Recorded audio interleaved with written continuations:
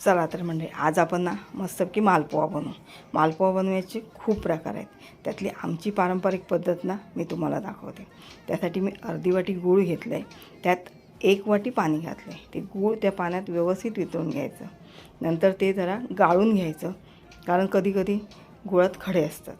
नंतर त्या पिठात मावेल एवढं गव्हाचं पीठ घालायचं आणि व्यवस्थित पिठाच्या गुठळ्या मोडून घ्यायच्या। नंतर त्यात किंचितसं मीठ घालायचं, हळद घालायची, मी बडीशेप क्रॅश करून घातली आहे, आणि वेलची पूड घालायची। हे सगळं व्यवस्थित मिक्स करायचं आणि 10 मिनिटासाठी बाजूला ठेवून द्यायचं। नंतर एका पॅनमध्ये 1 चमचा तूप सोडायचं, पुऱ्या पॅनला तूप लावून घ्यायचं आणि मध्ये जे आपण पीठ तयार केलं आहे मालपोह्याचे ते घालायचं आणि चारही बाजूने तूप सोडत सोडत मालपोहा व्यवस्थित भाजून घ्यायचा।